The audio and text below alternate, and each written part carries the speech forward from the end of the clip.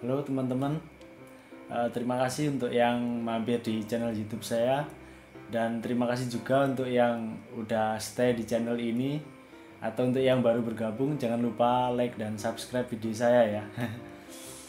Kali ini saya akan bahas terkait masalah impor barang kiriman. Nah, yang dulunya itu kalau kita impor barang di bawah 75 US dollar atau setara 1,5 jutaan, itu kita bebas dari biaya masuk atau biaya impor. Nah, sekarang peraturan tersebut udah berubah dengan disahkannya peraturan dari Menteri Keuangan kalau nggak salah di awal Januari itu ya, dan akan mulai berlaku 30 Januari 2020. Kita transaksi impor yang dulunya 75 US dollar sekarang berubah menjadi 3 US dollar.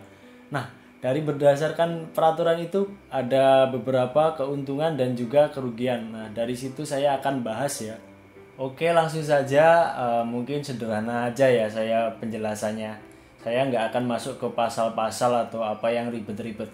Kita pakai bahasa yang sederhana aja, karena saya juga baru S1 aja, masih belum master atau profesor. Santai aja ya.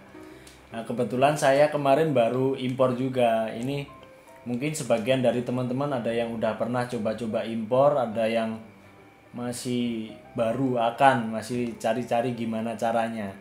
Nah, kemarin itu saya beli ini strap jam tangan punyanya Casio, jam tangan Casio.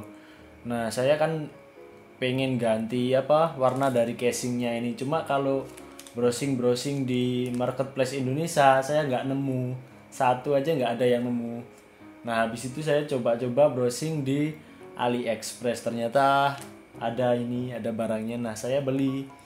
Ini harganya kurang lebih 150 ribuan. Itu kan berarti sekitar 10 dolar, ya 10 dolar lah ya, kurang lebih sekitar 10 dolar.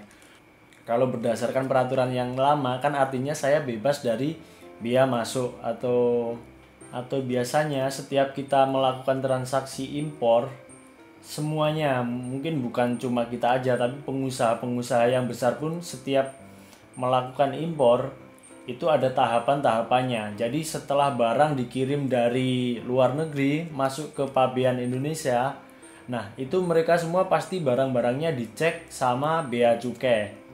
Nah, kalau untuk impor kecil-kecilan kayak saya ini, nah ini cuma dicek misalnya di bawah dari ketentuan 75 US dollar tadi, artinya gratis.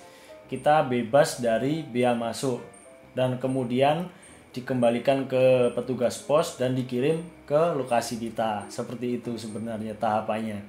Nah, setelah adanya peraturan yang baru ini, tentunya nilai impor dari barang saya ini kan harus sudah kena bea masuk. Tapi ternyata alhamdulillah ini kemarin masih bebas dari bea masuk, karena kan penerapannya baru akan di tanggal 30 Januari 2020 ini. Saya kemarin belinya akhir Desember. Nah, salah satu dari, menurut saya bukan keuntungan sih ya, ini perbaikan dari sistem kepabean dari negara kita ya. Nah, ini sambil sharing-sharing ya. Jadi dulu saya itu waktu semasa kuliah pernah juga impor. Nah, waktu barang dikirimkan sama Pak Pos itu, tahu-tahu saya diminta uang 20.000. Dan setelah saya tanya, "Ini untuk biaya apa, Pak?" Katanya itu untuk biaya masuk impor. Nah, padahal kan untuk nilai barang yang di bawah 75 US dollar itu kan harusnya gratis, tapi kenapa diminta 20.000? Nah, si Pak Posnya itu nggak tahu, cuma disuruh minta 20.000 katanya. Nah, itu kan jadi kita bertanya-tanya apakah itu pungli atau emang beneran untuk bayar biaya masuk. Nah, setelah saya impor yang hari ini saya baru paham ternyata emang 20.000 itu untuk bea pelalu beaan artinya nih. Nah, ini di sini ada rincian tagihan yang jelas dari bea cukai. Jadi kita sebagai pembeli atau pelaku impor itu kita sudah apa ya istilahnya. Jadi kita udah plong lah. Oh, ternyata 20.000 itu untuk bea kepabeaan. atau selama melalui proses pembongkaran di pelabuhan mungkin ya oleh bea cukai. Sedangkan untuk pungutan negara adalah Rp0. Nah, artinya untuk barang impor saya kiriman yang ini masih dibebaskan dari bea impor. Tapi yang membedakan sekarang itu kita sudah ada invoice. Nah, invoice-nya jelas. Sekarang jelas dari kantor bea cukai. Dan ini nanti saya juga akan jelaskan. Ini trackingnya jelas banget sekarang. Kita bisa lihat langsung di website bea cukai. Nah, ini saya tunjukkan untuk sumber dari peraturan yang terbaru ya. Teman-teman bisa baca-baca di website beacukai.go.id. Nah, ini bahwa pada tanggal 13 Januari 2020 ini pemerintah menerbitkan pengumuman ini ya, siap-siap aturan impor barang. Nah, mulai berlaku 30 Januari. Mungkin untuk peraturan lebih jelasnya ini ada PMK garing 199 garing PMK dan seterusnya. Teman-teman bisa baca sendiri. Nah, di sini kan juga dijelaskan dengan sangat rinci bahwa yang sebelumnya seperti yang saya jelaskan di awal, bahwa dalam bea masuk atas barang kiriman yang dulunya minimal adalah 75 US dollar, sekarang menjadi 3 US dollar per kiriman. Nah, sedangkan untuk pungutan pajaknya sendiri ternyata sudah disesuaikan. Dulu kalau yang kita impor biasanya kalau sudah kena bea masuk ini kurang lebih untuk total akhirnya biasanya biaya totalnya bisa 2 kali lipat dari harga sebelumnya. Jadi misalnya kita beli barang yang harganya 2 juta, itu biasanya kurang lebih sekitar 3,5 juta atau 4 juta. Karena apa? PPN-nya 10%, PPh 10%, ini untuk yang punya NPWP, dan biaya masuknya 7,5%. Sedangkan untuk yang teman-teman nggak punya NPWP, ini PPh-nya bisa sampai 20%.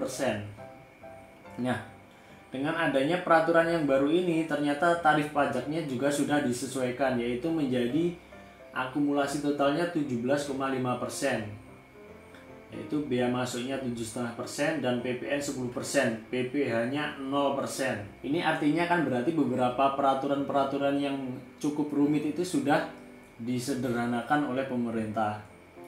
Kalau dulu kan misalnya ada NPWP itu kan kita kurang lebih dijelaskan juga kurang lebih 37,5%.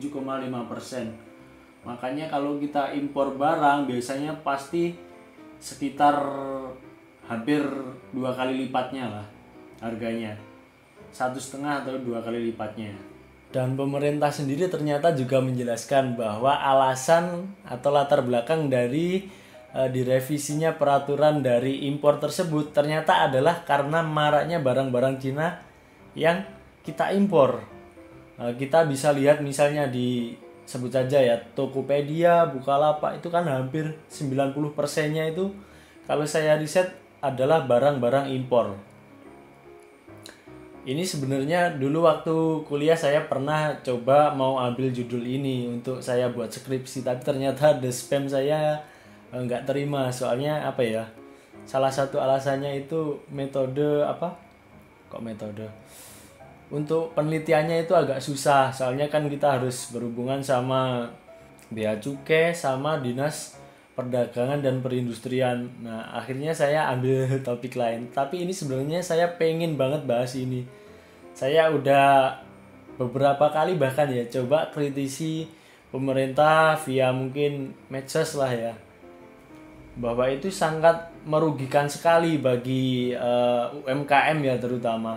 Soalnya kenapa? Misalnya sepatu, tas itu kan dari Cina itu kan murah-murah, harganya biasanya sekitar 30 sampai 50 ribuan, sehingga UMKM kita itu cukup kesulitan atau terganggu dengan produk-produk impor itu yang marak di marketplace.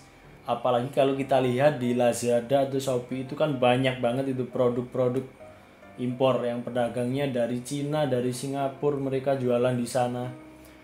Tentunya ini sangat merugikan bagi teman-teman